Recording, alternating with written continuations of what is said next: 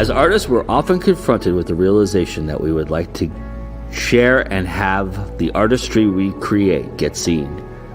It is that, the fuel, the pride that we take in creating it.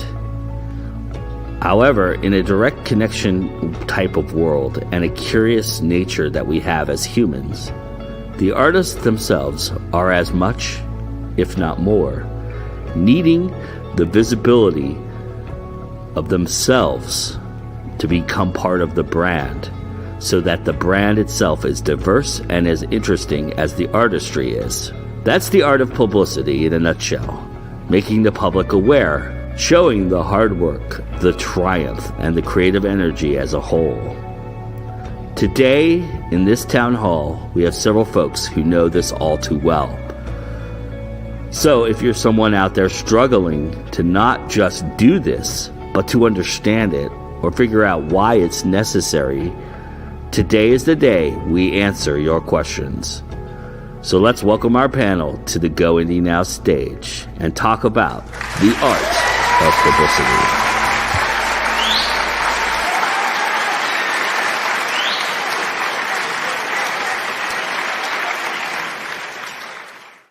Hello, everybody. Welcome to Go Indie Now, and this very special morning or afternoon or evening, wherever you are. We appreciate you joining us, and we're real excited to have some folks here and some affiliates of Creative Edge Publicity to talk a little bit about the art of the nature of what Creative Edge is, what it does, publicity in general, and the idea of being, part of a publicity machine and, having a publicist and all of those wonderful things.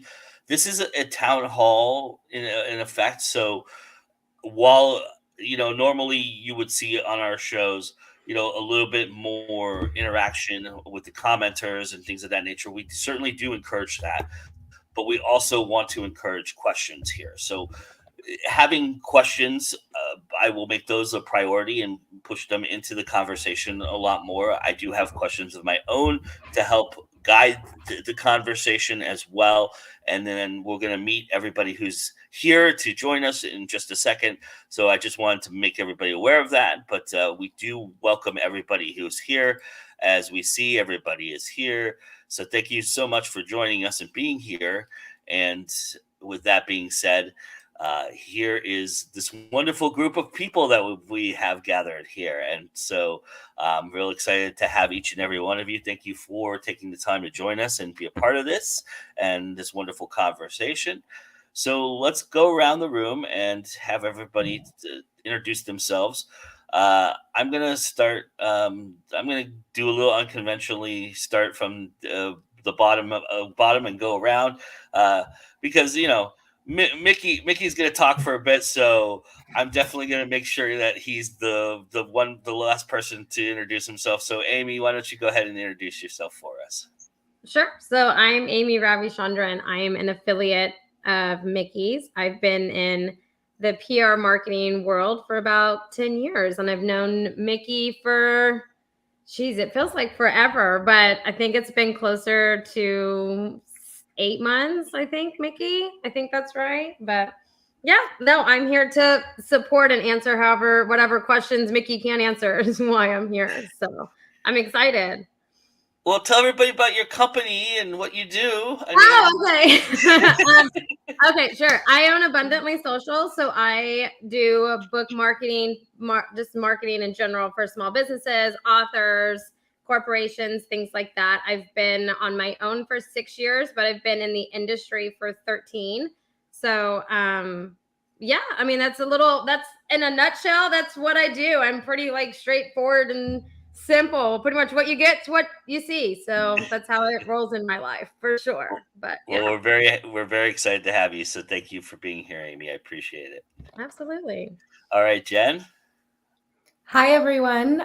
Thanks for tuning in. I'm Jen Lieberman. I am an actor who started writing and producing to give myself acting work.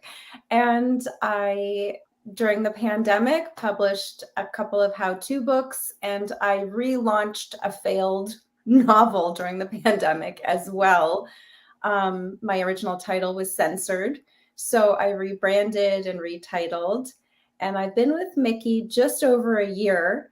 I'm a client of his, and he has been the biggest game changer in my career. And I've actually learned so much from him that translates not just into the literary world, but into my entertainment career as a whole.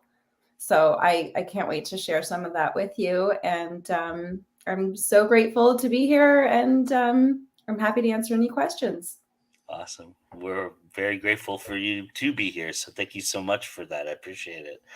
All right. And a newcomer to the Go Indie Now area, but somebody who we're very happy to have, Miss Ann Charles. Ann, you want to introduce yourself, please? Hi, Ann Charles, and I'm a USA Today bestselling author, and I write mystery with mix of humor and some supernatural and all kinds of fun stuff. I published first back in 2011, so it's been way too long, and I have going on 35 books coming out this year, that are out. And what else? I've been with Mickey for about 3 years now. I think, Mickey, it'll be in September or October when we met. So I've had some fun times with him, and he's made quite a difference in several areas of my career, which has been really awesome. Nice. Awesome. Well, welcome. We're very happy to have you. As we are this gentleman, the one and only Mickey Mickelson. Tell everybody for anybody who's under a rock who doesn't know you, Mickey, tell everybody a little bit about yourself.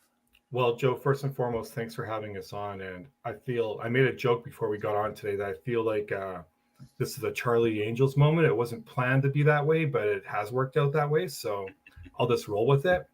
I'm Mickey. I'm the owner of Creative Edge. We've been in the business, in the book industry, since 2016. Did that part-time for about 3 years, went full-time September 2019. We currently have a roster of over 100 authors, 3 New York Times bestsellers, 7 USA Today bestsellers, and I represent 6 publishers as well. And very, very excited to talk about Publicity as a whole and leverage the strength of the team that we have here today, because all of them are vital and huge influences in the success of my company and everything else. So that's me in a nutshell. Awesome. Well, thank you for giving us this opportunity to talk about this. I think this is a really important and probably very misunderstood aspect of what we do as a entity and as a business and as creatives. And I think a lot of people would equate marketing and publicity the same, and that's not necessarily the case. That they do have crossover, but it doesn't necessarily mean the same thing. And so I was kind of curious to start the conversation. What do you feel like is the most valuable aspect of a publicist or publicity in itself? Please feel free to just chime in. I can call on you if that makes you all more comfortable. I'd love to talk about that, because as like a creative and as an artist who worked in theater in New York and the film industry in LA, there was this huge kind of paradox between like, oh, you go to New York to become an artist and you go to LA to become famous. And there was this whole kind of like, if you're a true artist, there's a stigma about trying to be famous. And since I've been working with Mickey and working with a publicist that I've never had before, I've realized a lot of getting the word out about your talent and about your work is the cart before the horse. Because it doesn't matter how talented you are. It doesn't matter how good your book is. It doesn't matter how organic you want these things to happen. Nothing really happens in an organic kind of way without that publicity push. And it was like a huge learning for me to be like, okay, I've had this book. This book's been out for several months, but without a publicist getting me interviews, getting me articles, getting me on podcasts, getting me magazine covers. How is anyone going to know about this book? And marketing is different, because when you're marketing, you're kind of, or at least for me, I was doing like social media ads and Amazon ads and things like that. So you're kind of going through the outlet that you're selling on. And there's some like allure, it makes you seem more special in a way when it's like simply a magazine article or a podcast interview. That's not a platform that's directly selling to the consumer. There's something very different about that in creating a buzz. So that was a huge learning for me. Can I segue onto that, Joe, and then I'll let everyone Please. else speak as well? Please. I've been doing this for 6 years, and I've talked with hundreds of authors.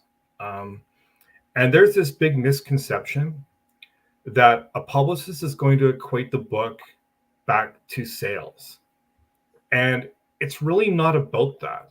That's what the social media aspect is for. That's some of the things that Amy does. That's the marketing aspect. The publicity standpoint is meant to build out the author's branding. And with a combination of both, in a long haul, that's where the sales come in. It's no different than I'm going to be interviewed on 4 reader-focused areas, blogs, podcasts, whatever. And then I'm going to be interviewed on the Today Show where I'm going to sell a ton of books.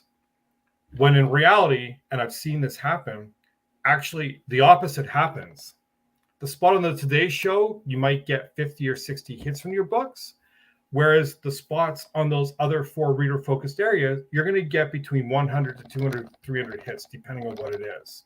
Just because you're attracting that niche reader market, whereas at Today Show, you're attracting the general market. And in all honesty, and this is going to sound bad, most of the people don't care about your book. They care about the Today Show, and they care because they watch it every week, no matter who's on. So just wanted to say that. Can I add to that? Am I allowed to do that? Of course you are. That's why you're here. So the way that I usually help people kind of understand the difference is like for marketing, you need to get in a consumer mindset, right? And the way that marketing and publicity kind of cross over and play a hand is publicity helps you get out there, get those speaking engagements, get you in the media outside of your little bubble, like family, maybe like neighborhood, city known, and help you be known on a much broader scale. Whereas from a consumer standpoint, if I'm looking to find a new author in a particular genre and I see that, this author has been on all of these shows and is in all of these medias, has these many articles, I'm more inclined to purchase their book than someone that I don't like. If you go and follow their social media or whatever, they don't have as much traction because they're not all over the place. So then it kind of makes it where you want to kind of see them being everywhere. So that's where like marketing and publicity in a sense go hand in hand for that, just to kind of help from like a consumer standpoint. Absolutely. Right. I guess I should. It's my turn. I was so busy watching you guys and just listening and going, yeah. So I had been doing this a while before I met Mickey, and I had come to that point where I had done social media at the Yin Yang. It was just, okay, I've done this and I've done this and I've done Facebook ads and I've done all these things. And I am a more relationship marketer. I need to get to know people. I need to talk to people, it seems like, to make a difference, because I ran ads after ads. And, because so many other authors were doing the same things, I think that kind of got watered down. So it was really awesome when or Kismet, when I met Mickey, because I had come to realize I need to find someone that will help me reach a new audience that I can't get to on my own. And get out there and start putting my face, on podcasts and interviews and different things to where I could talk to people, hopefully make them laugh a little bit while I'm talking to you and make you want to try my books. And you can't do that very well with an ad. I mean, sure, you can make it sound funny, but it's a whole lot better if you can, speak and show, if you write humor, show the humor, tell your story, whatever it is, I think it makes a huge difference. And that's where a publicist comes into play versus me just, paying Amazon or BookBub or whoever to do multiple ads. And Mickey really stepped in and has done an amazing job with that. That's awesome. And that kind of segues into a question that we got in the audience a little bit. So, and if you want to start with the question a little bit, because you kind of touched on, how you found Mickey. And so the question in the audience was, Madeline Dill asked, how do you know when you found a good publicist? Is there a way to determine that before signing up with them? So how did you know that Mickey was right for you, Anne? He came to a workshop I was doing with one of his other clients, and I didn't know who he was, but he was there, and before that we started, he was up talking to her and kind of running things by her. And then he sat in the back, and I remember I looked at her and I said, do you know that guy?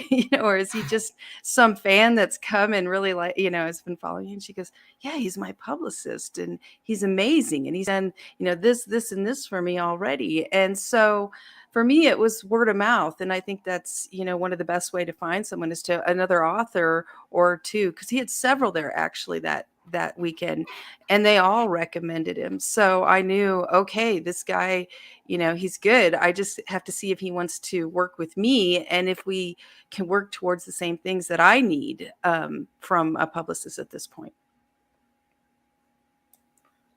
How about for you, Jen? What were you looking for when you first were looking at publicists?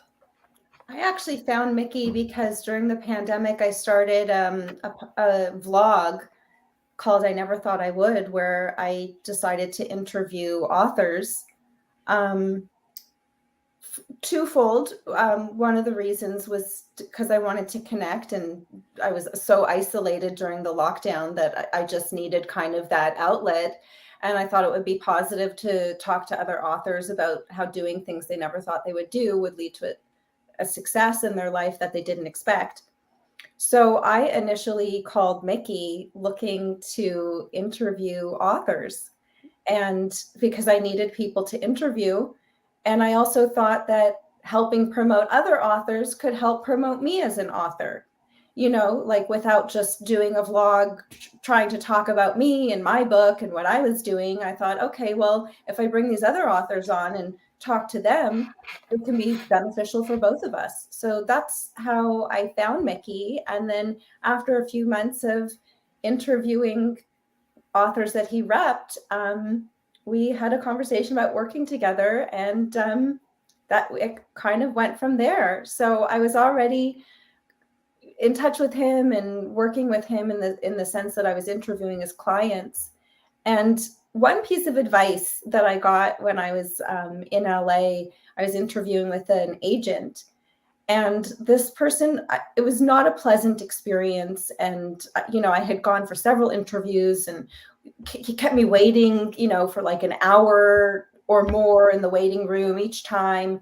And he said something along the lines of, like, it was an Audrey Hepburn quote, that you don't want to work with anyone you wouldn't want to sit and have a 1 hour lunch with. And when this agent said that to me, I was like, oh, well, see ya. I didn't quite say it like that. I was diplomatic about it.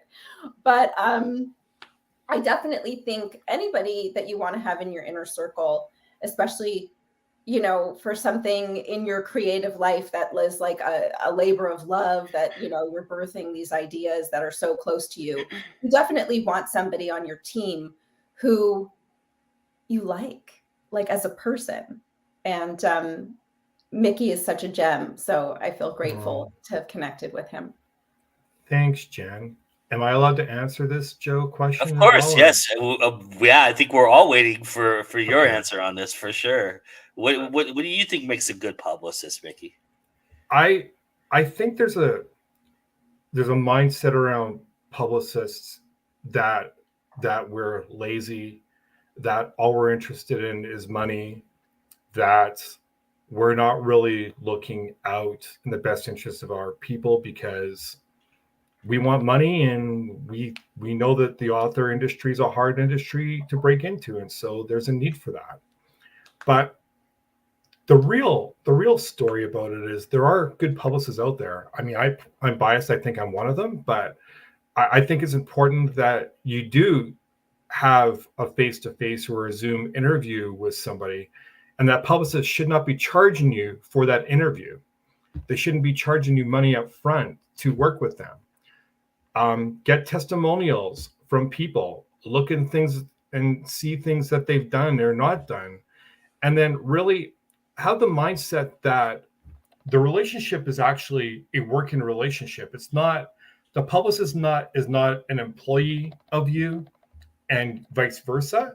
It's more of a collaboration piece. And if that doesn't come across when you're talking with that individual, my advice, run the other way screaming.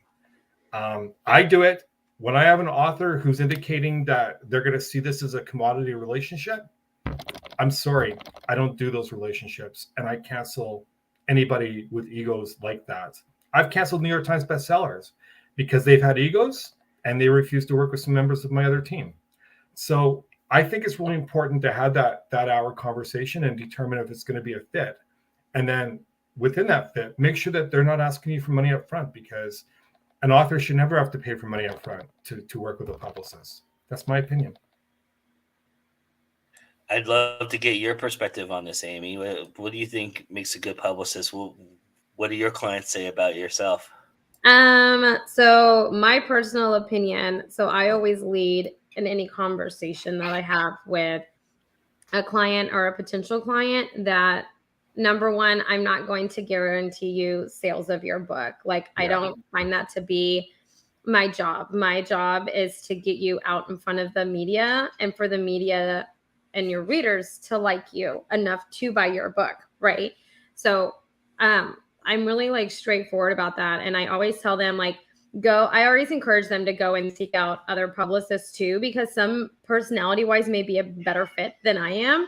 And so I'm sorry about my cat, but I'm always kind of just like that. Like, if they guarantee you right up front that they're going to sell books for you, I generally tell them like to run, because they're lying to you. That's not their job.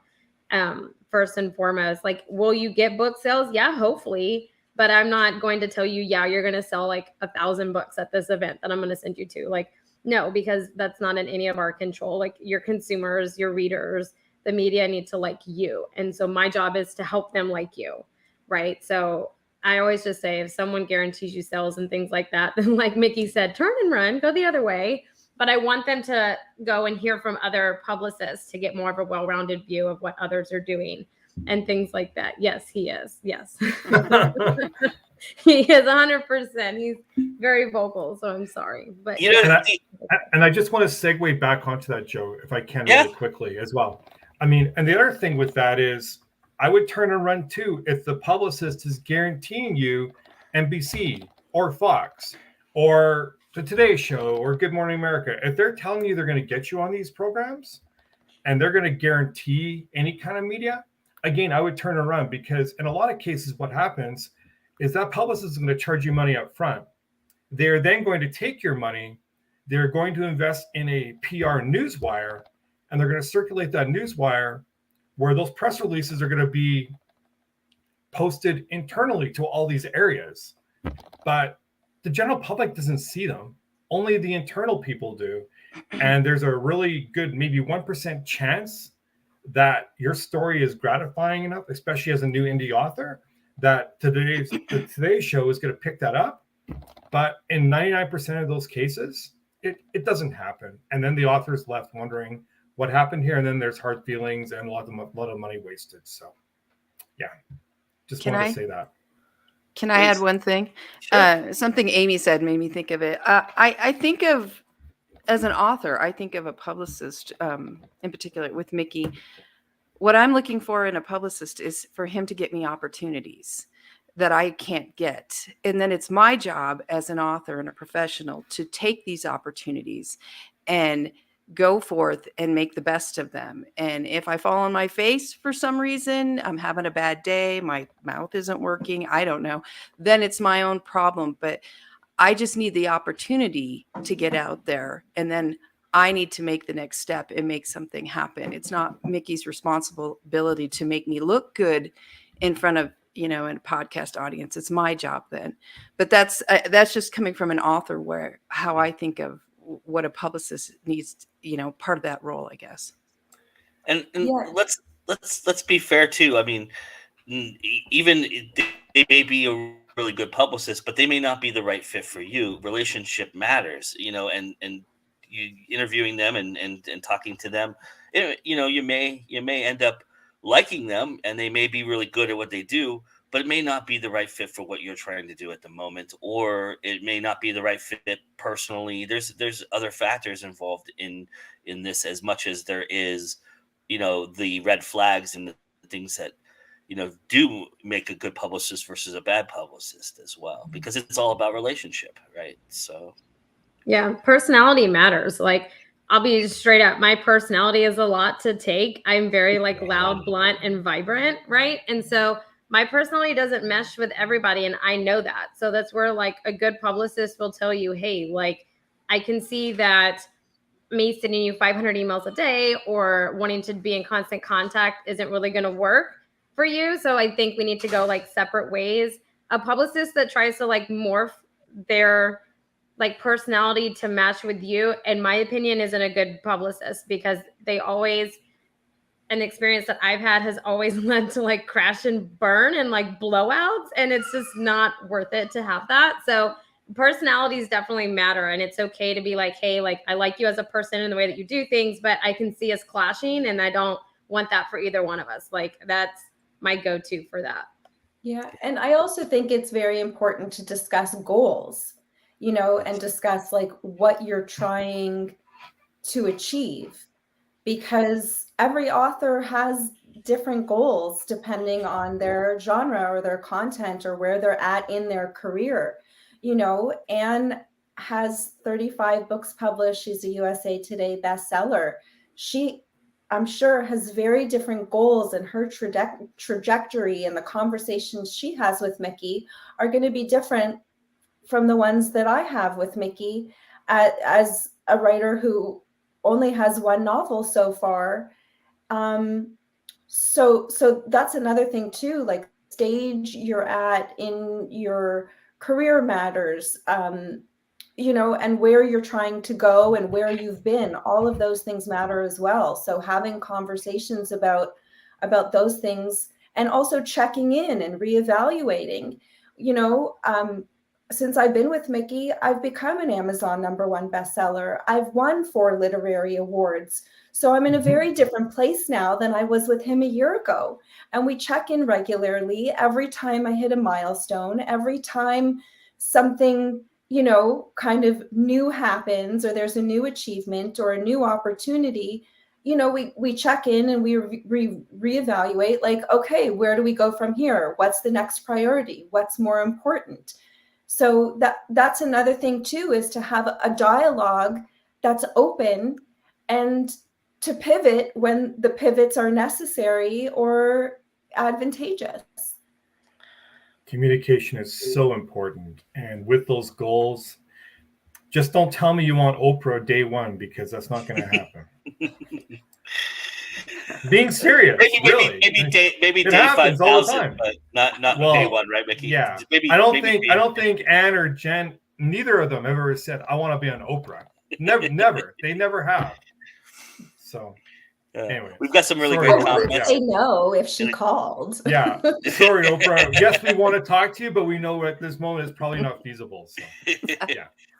All right, we've got some really great comments and a couple of good questions here. So I'm going to rip through these. And Mr. Shane Wilson is here, another client of Mickey's, and he says he loves working with Mickey. I don't have to think as nearly as much about promotion, which doesn't interest me that much anyway. So it takes a village or whatever, right? So, thanks, Shane. I appreciate you.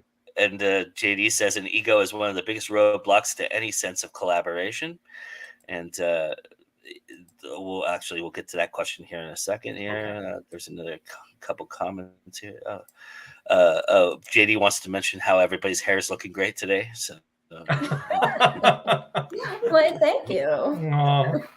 I did shower today, and that's something, you know, for a writer to get into the shower, actually. Nice.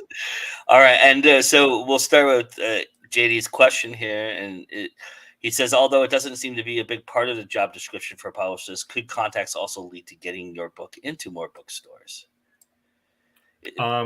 Yes, actually, and there's a process around that. Certain things have to happen, especially to get into big chains like Barnes and Noble in the States and Chapters in Canada. There are certain things that authors have to do to get their book into bookstores from that aspect. So that's my short answer on that. And I know Amy has experience too. I don't want to segue in. But I put you on the spot, Amy. Yell at me later. I always do this to her. She's crazy. Okay, I feel like I need to note I've actually never yelled at Mickey. So every time he says that, he's straight up lying. Yes, even though it's not listed in the job description, that is something that a good publicist will try to do. It's not going to be something like right off the bat. They're going to be like, all right, we're going to get you in all of these like local small indie bookstores. Then we're going to do like Barnes and Noble and like world domination. It's like a process. So you have to kind of build up like your reputation, and then your book has to have like a certain kind of reputation, reviews and things like that to slowly segue into these things. So those can be on your set of goals and lists, but you have to understand that when it comes to marketing, publicity, whatever, it's a marathon. It's not a sprint, right? It's not overnight. So you have to go into it with that mindset, and you have to go in from it. And like if you're doing marketing from a consumer mindset, if you're doing like publicity from a business mindset. And I think that's what a lot of authors struggle with, is that the fact that once you pump out a book, you are now in a business mindset of how do I get that out there to sell, to market, to do all of those things. So it's definitely a marathon for sure. And editorial reviews are the same way. Yeah, you know, JD asked because getting into stores can be so uphill. So can I add to something that I'm my own distributor for several stores, smaller ones, but I've also worked with distribution companies, and I've worked with different bookstores. And one of the things that I had to do early on to actually be an option in the bigger chains was go with Ingram as well. I'm with multiple printers, but go with Ingram and say, yes, I will accept returns, and yes, I will sell this book, you know, for I think it's 50 or 60%, you know, give them the big discount. So I make pennies on, you know, those books actually.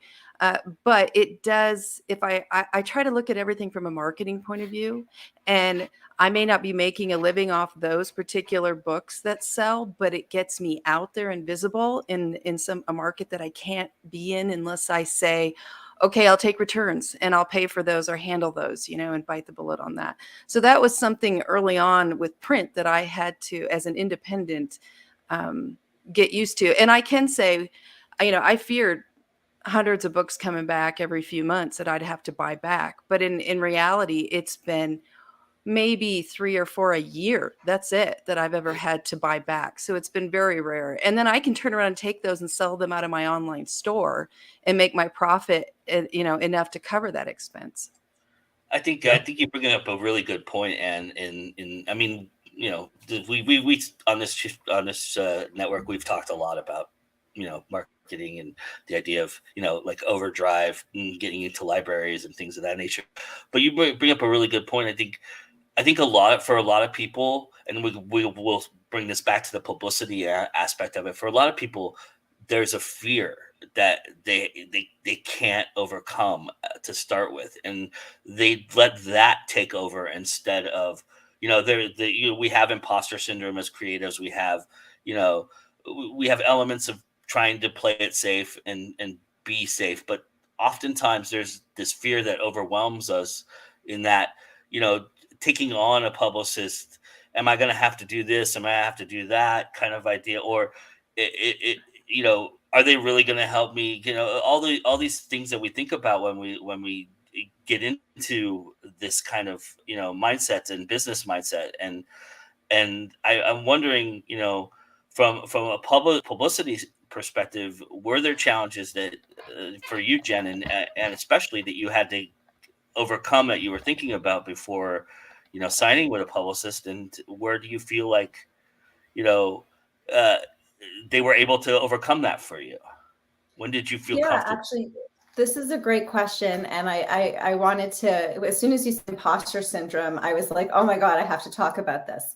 So, like I said, I had been working with Mickey because I was interviewing his clients on my little YouTube vlog for a few months before we actually started working together as publicist author.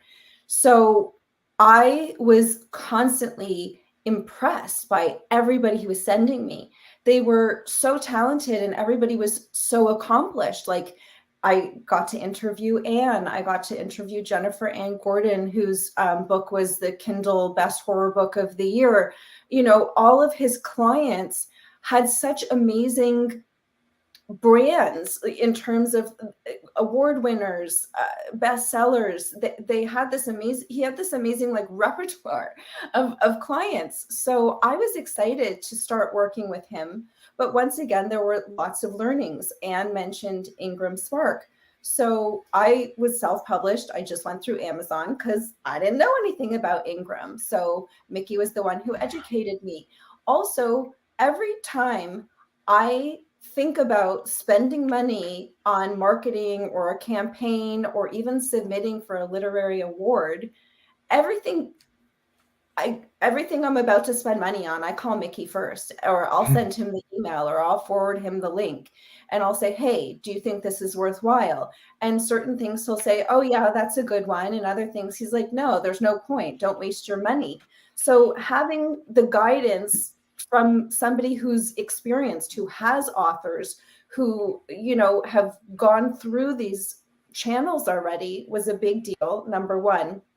Number two, when I hit number one on Amazon with my novel, I had done a big marketing campaign, and obviously they cost money. I spent less than $1,000. I don't remember exactly how much I spent, but I went through Mickey and said, okay, does this one sound reputable, whatever? And he was like, yep, that's a good one. I'd recommend it. And I actually felt like I was like cheating, because I was like, well, if I didn't spend this money and I didn't do it this way, then I never would have hit number one. And then a girlfriend of mine who's like in marketing, virtually slapped me, gave me a virtual slap across the face. And she's like, are you crazy? Do you know how many people spend thousands of dollars or tens of thousands of dollars on marketing campaigns and never hit number one? She's like, just because you spent the money doesn't mean it's an automatic. There's no automatic guarantee.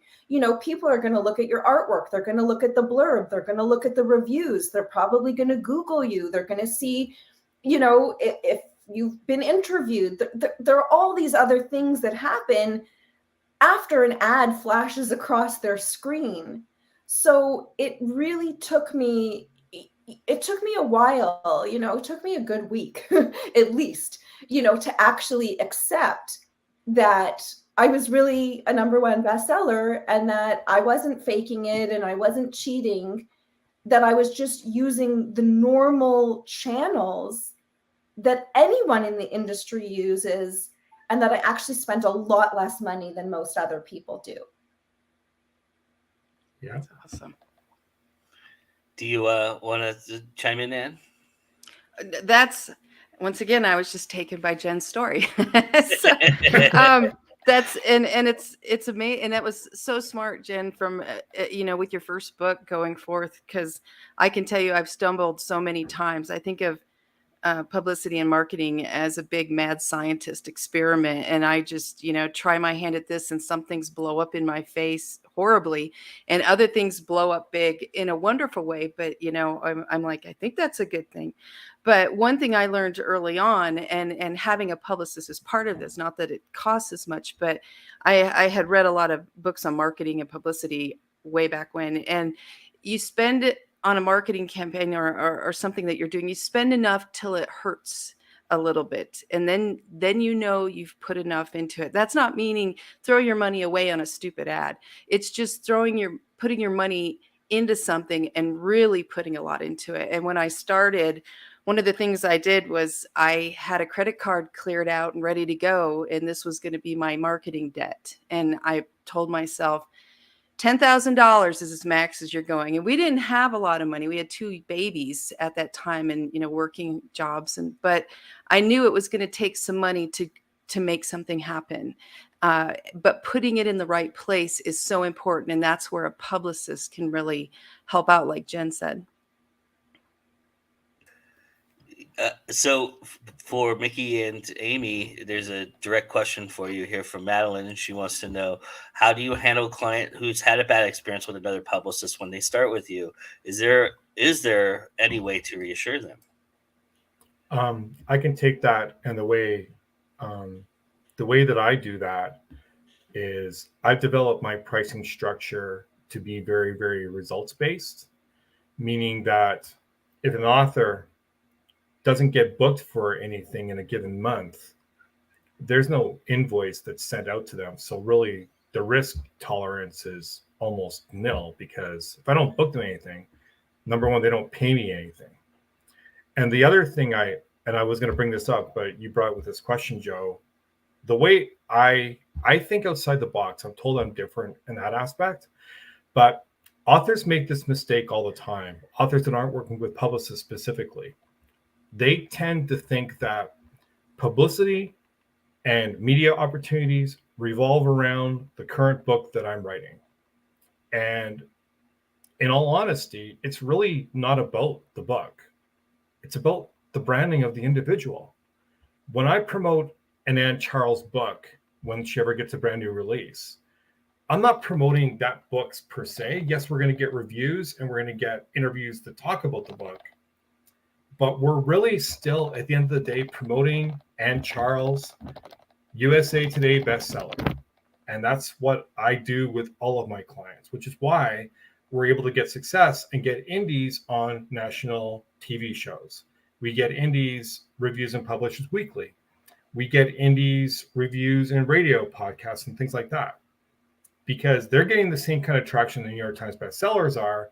And the reason we're doing that is because we're now reflecting on the brand of those individuals rather than the books themselves. And so that's my long answer to this question around that. It's a formula that definitely works. And I've done it multiple times. How about for you, Amy? Well, my process is a little bit different than Mickey's. So generally, if I'm going with someone that has had a really bad previous relationship with a publicist, or just a bad experience publishing, all of those kind of avenues, I generally take baby steps with them before I even sign them on as a client, because if they already are kind of damaged in that regards, and like maybe their publishing journey was just like climbing boulders, right? And everything seemed to go wrong, or the last publicist just took their money and they never heard from them. So instead of me like locking them in to a commitment and doing all of that, I generally kind of do baby steps. So I will kind of slowly start booking them for things. And then they kind of see, okay, well, you're actually like responding, you're getting back to me, I'm actually going on things. And then from there, I'll be like, okay, well, from this date on starts our commitment together, as long as you feel like we're walking this journey together. So I always tell them, like, the moment that you feel like discouraged, or we're not walking together, then we're going to backpedal and have another conversation and see if we need to split ways. So letting like my clients know that if for whatever reason they need to get out of it for, I don't know, just for whatever reason, that kind of smooths things over if they've had like a bad experience in like money, or just a confidence issue in terms of who they're giving all this money to or trying to find media to. So, I mean, I kind of just, it becomes like a year-long process in building that relationship. But relationships are important for me, like as a business. That's how I function. It is like very family-oriented, relationship-oriented. So if we can't build a solid foundation before we even enter a contract where money is exchanged, then we need to not even attempt it. So Mhm. I'm curious, one of the big misconceptions for publicity out there is when to get started. So for everybody here, I'm kind of curious how for Jen and Anne, how you decided when was the right time to get into publicity, but for Mickey and Amy too, what is your advice to authors out there who are looking at this, or artists out there that are looking at this right now and thinking about, should I be in publicity or not? When do you think is the best time to get started? I'll start, Jen, and then you can go, and I'll make it quick. I as I said, I published the first book in 2011, January 2011. In 2007 is when I started forming a presence online in early Facebook. I created a website with another author where we were about fiction writers building a platform, and that was a newer idea back then because nonfiction had platform, but not fiction authors. So we started something called First Turning Point, where we would invite authors all over to talk about marketing. We would do the equivalent of podcasts back then. We would do all these things. And I really did not enjoy being on live on anything on Facebook or wherever. But I pushed myself. And so because I knew I needed to build up Anne Charles before Anne Charles put out her first book, so that when I put a book out, it wasn't, who are you and what are you doing? It was, oh, Anne, she put out a book, and here we go. So mine started a good 4 years before I ever even published. Yeah, I would say like the best time to get a publicist is yesterday. Because like Anne said, it's not about selling your product. It's not about selling your book. It's about building a brand, having a presence. So when you do have a book out, there's this kind of body of work already established about who you are. And, it makes it easier for other people to sell you, whether it's, like marketing ads or getting on podcasts to promote the book or things like that.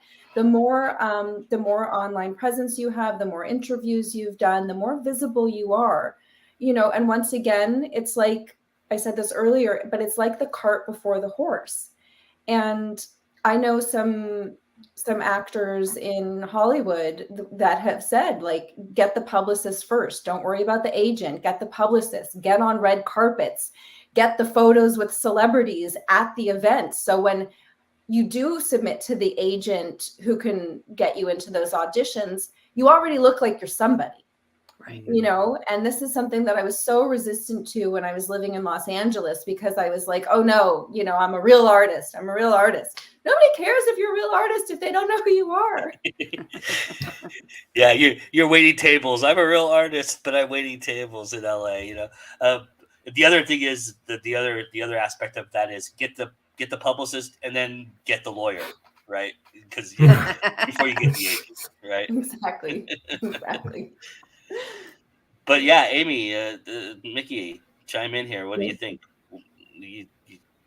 I'm sure you'll say yesterday as well, but No.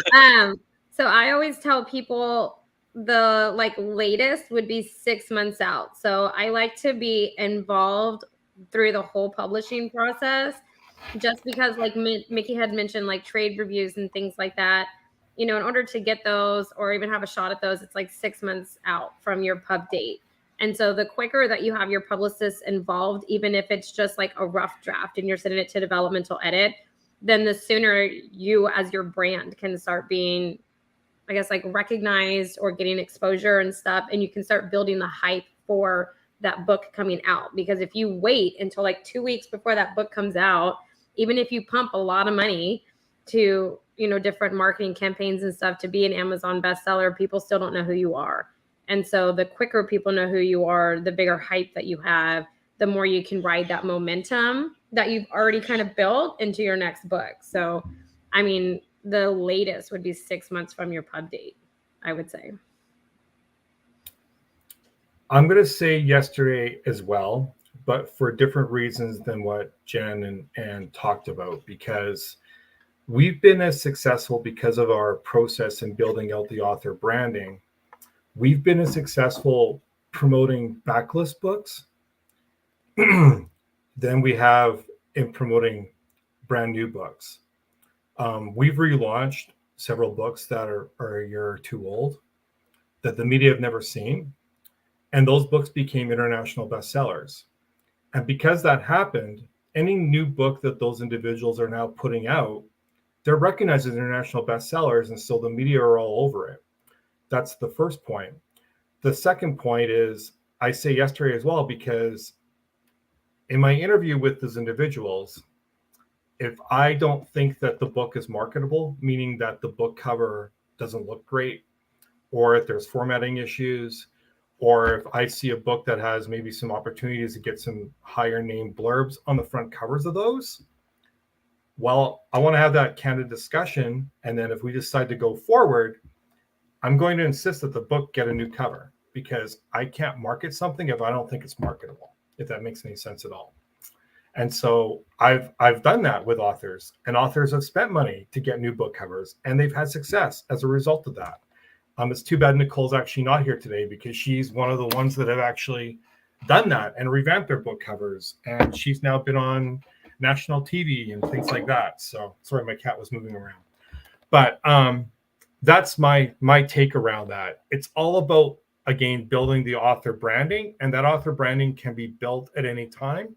And the earlier we start, the more we can start leveraging book coverage, not just for 3 or 6 months either. Like I've been promoting Tosca Lee's latest duology for over 2 years. She was on a magazine cover last month. And I believe the first book was published in 2018. And it was for that book that she got published on. So that's my long-winded answer, but if it makes sense, hopefully it does. Yeah, absolutely. All right. So I'm going to hit you with the hard-hitting question right now to kind of finish this off and kind of... Okay, I've paid everybody, Joe. Just know that. They're all paid. I have not received my check yet. Except for Amy. Yeah, I was gonna say I haven't received my check yet, so I can be honest. Okay, it's okay. I'll be honest. No, I'm really curious. What is the thing that you've taken away the most from your experience in publicity? What is the thing that has resonated with you, that you've learned over time that you now apply to going forward? What is something that you've carried with you from this journey and being in publicity? I mean, for Jen and Anne, what is, it could be a mistake. If you want to share that, I'm sure my audience would embrace that, but you don't have to. I'm not trying to put you on the spot or anything. I'm just asking if there's something deep inside of you that you've carried with you from this journey and being part of a publicity and, being part of, a machine that does publicity. Is there something that you've learned that you now hold on to and move forward with, that you'll always take with you, a life lesson per se, maybe? Is this for Jen and Ann only, Joe? No, for everybody. I'm curious from your perspectives too, Mickey and Amy, because I mean, you see everything, so I'm sure there is something that you've taken away that you've now applied to your business going forward for everybody as well. So I'm curious. I'll let my team answer and then I'll answer, because I have some comments on this. Jen, you want to go first? I know. All right, we need paddles. I'll first. Like, I can go. No one wants to go. Okay, Amy, I can go. You started, Amy, and then we'll go. Amy, you start. You haven't talked. Oh yeah, go, Amy. Okay. So there's 2 things that I have learned. So one is how creative everybody is. Like, I always have felt like I've missed out on that gene, but I get to live vicariously through all of these authors that come up with the most creative and fascinating ideas in the most interesting way that sparks their inspiration to write. And so for me, that's what drives me in the business. The second thing that I have learned, and hopefully no one gives me hater mail on this, but if so, feel free to email me. I can take it. Is that it sometimes can be an unforgiving business, in a sense of building relationships, that sometimes it can be finicky in building those relationships, and they can go south really quickly. So from a publicist standpoint, that to me is one of the things that I've learned, is always trying to kind of keep that bridge together and the connections and relationships that you have built. But sometimes things go south and you can't always fix things. So in my 13 years of doing everything, that's one of the things from like being on this side of the fence that I've learned. But what keeps me going is like man, you authors are amazing. Like the creativity and the ways that you guys write and the ideas come to you is just like amazing to get to work with and be a part of. And so that to me is just the greatest thing. So I just love helping get those stories out. So that's like my biggest motivation for keep going. I'll go next quick. You know, I have learned that I'm an author, okay, and I don't like to put myself out there. I would rather sit in my pajamas all day on my couch and type on my laptop. That's just a given for me. But if I do that, and even if I write the best book that I can write, and it's really stellar, it's not going to go anywhere unless I put myself out there. And with a publicist, that makes that happen.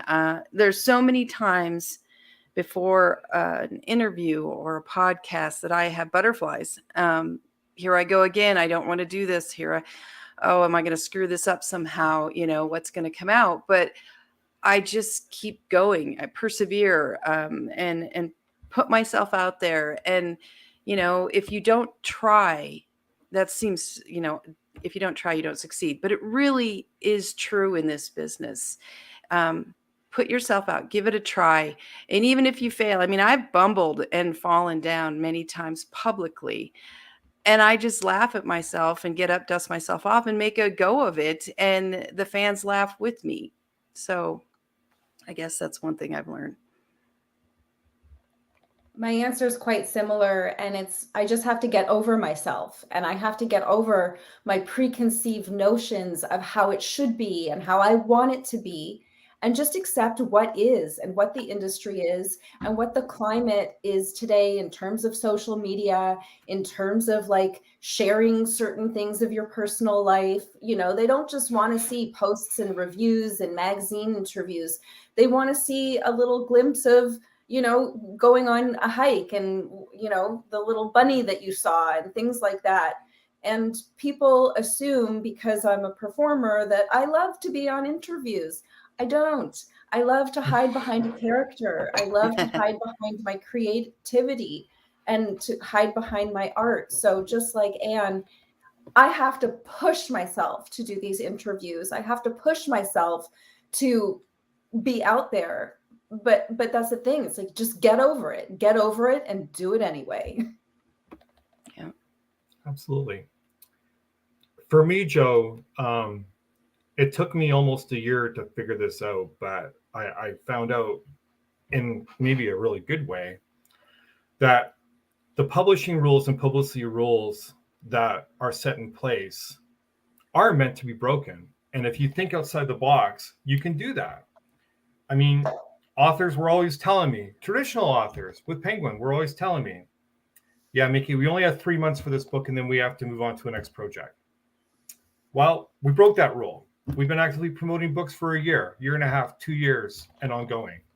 So it's not just a 3-month window and then you stop.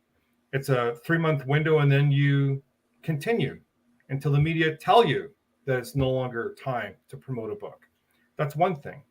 Another thing, indie authors will never be successful getting media opportunities because they don't have the backing of award winners and USA Today and New York Times bestsellers. Well, we broke that rule too. I mean, I've had indies who have been on national TV. I've had indies who have had some book sale success in given months, more so than traditionally published award winners. It's happened. So I guess in answer to your question, I'm sorry this is a long-winded answer, but rules are meant to be broken. And as much as I love my traditional clients, because I love all of them, indies matter too. And if you put out a quality book and you have the right mindset and you're willing to only publish 1 or 2 books a year and make sure that they're done right and marketing right, you as an indie have as much right to be there on that stage as all the big name, highly influential authors. That's my opinion, and I will always stand by that. Damn, Mickey, you dropped the mic. I was going to break the rules and ask one more question, but I don't know how I can follow that up. But to hear some comments, everybody's loving what it's saying. I was kind of curious. I am going to ask the last question. What do you guys looking forward to in the future? I mean, for you, Mickey and Amy, especially, what is it that you think authors should be concentrating on right now, headed toward the future that you're looking at in your publicity machines? I'll start first if I can, guys. Sorry, ladies. Charlie's the rules.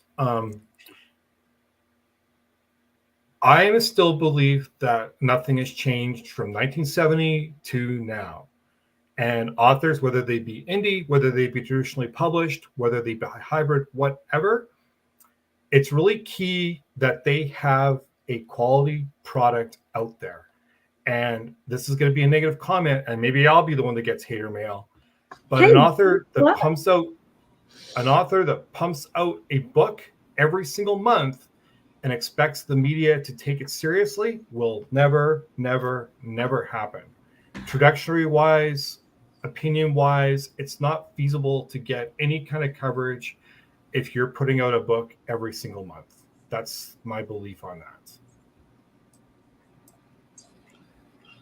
Oh, yeah. I know. When I see myself up here and I'm like talking to myself, you guys, it throws me off. Okay. No, I totally agree with Mickey and like pumping out a book and everything like that a month. But honestly, I always tell my clients, like, right now, everything is so oversaturated. So keeping it old school and how things used to be is actually the way that people are getting traction, even in marketing, right? Because if you run ads on any platform, it's so oversaturated that you're lucky if you get an ROI, if you're not having to spend hundreds to thousands of dollars. So if you kick it old school and go back to building relationships with people and what social media and just, communication with people used to be, people like that have more success nowadays because that's what people are wanting. So, I'm in the same boat as Mickey. I mean, I've been doing this a long time and I haven't changed the way that I do it. I mean, the only thing that's changed in like my marketing plan is running Amazon ads, right? Other than that, nothing's really changed. Your readers want to hear from you from an author standpoint, and they want to feel like they have some kind of relationship with you, almost like you guys are besties, right? And so they want to feel that and they're longing for that. And so, I mean, that's what I always tell any one of my clients, author friends, anything like that, is to build that relationship. Everything else will come in time, but you have to maintain that. Yeah, I'll say my favorite saying, which is social media. The word is in that. It is social. Be social. Be social. I know. For Ann and Jen, be social all you can. Don't overextend yourselves, but be social. Right. Do what you have to do. I mean, I understand introverts. Have a different mindset and everything like that. But with that as well, Joe, and I'll just one point around that because Amy made me think of something. You have your reader base, you have your fan base, you have your social media base. You're going to attract the readers that know you're writing. The way to go outside of that and attract other people, though, again, I'll go back to it. Develop a quality product. Make the covers look good. Make the formats look good.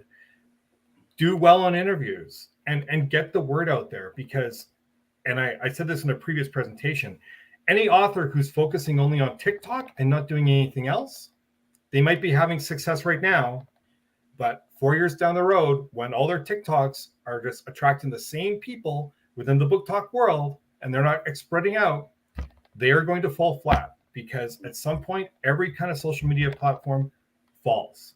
Yeah. And so that's my advice on that. Yeah, just wanted to say that. You're chasing the dragon instead of building the dragon. Yeah. It's a long game. And people forget that. Oh, I had this book and it did this and it was great. Where are you next year? Are you even further, or did you go back then after it was all done? And they forget about the long game of marketing. And that's really where my focus has shifted this year. And one of the things I've really changed is social media is important. Don't get me wrong. That's very important. And like you said, Joe, maybe it was Amy, they want to know you and they want to be part of your world. And that is true. And so you share some of that and let them in. But at the same time, I'm really seeing a shift to the relationship marketing again, even more with this new authenticity that is wanted. And so one thing is reaching out to different vendors, retailers in a personal way is having a much more positive impact than it might have, 5-6 years ago. Maybe part of that is I've been in this longer and I have the books and I have the track record. But another is I think the market is shifted and authenticity is coming into play. So I get out there now and I meet people even more, retailers. You're not just wooing readers, you're wooing those who might talk about your books. So it goes back to old school, like Mickey said, going out, meet and greets and that kind of a thing. Yeah, and everything's cyclical. I mean, newsletters come back into fashion and they don't. And so you have to do a little bit of everything. You have to have your website. You have to have all the tools that garner an author's success available, even if they're not, gaining traction now. At some point, they'll come back into fashion. And if you don't have those set up, you're going to be behind the 8 ball for a long time. Is a TikTok video going to get you on NBC Radio or CTV or Fox News? Is it? No. Well, maybe if I screw up bad enough and it becomes viral from me screwing up so badly. Maybe. Yeah. But for the most part, those aspects are not going to get you traditional media veins. They're just not. Yeah, but to kind of piggyback on that, and this will be like really quick, but Anne, you had mentioned, I don't know, I think it was like 2 or 3 questions ago, how like you had cleared a credit card and this was like your make or break kind of thing, like how much money you're willing to invest in it. And like when Mickey talks about like having a quality product, like that's going to get you so much further, is like you have to see it as you're investing in yourself. And so even if you're indie published, traditionally published, whatever, you can still put out a quality book, and that is going to take an investment in yourself. So there's certain aspects in the publishing realm and journey that you go on that you don't want to like cut corners and things, because they will hinder you in your success in the long run, kind of like what Mickey was saying. So, I mean, I just wanted to like highlight on that, because like Anne had said that and I was like, oh my gosh, you get it. Like I love you when you said that. I was like, yes. All right. Well, sorry, Jen, we didn't get you a chance to answer. Please, that's Jen. Okay. You guys have like amazing info. I don't really feel like I have anything to add to this one. Well, why don't we add this, Jen? Tell everybody where they can find you and how they can get a hold of your book and what your book is and everything like that, so that everybody can check you out. Sure. My novel is called Year of the What, and you can find it at yearofthewhat.com. That will link you to a couple of other sites if you want to know what I'm doing as an actor or what I do with my consulting business, Make Your Own Break, which is production consulting for the film and theater business. And then on social media, the @ I am Jen Lieberman. So the full sentence, I am Jen Lieberman, on all social media. Nice. Thank you for being here. We really appreciate it. Thank you. All right, Anne, tell everybody about your books and where they can find you and everything like that. Easiest place to start is my website, www.anncharles.com. And there's no E on Anne, it's just A-N-N.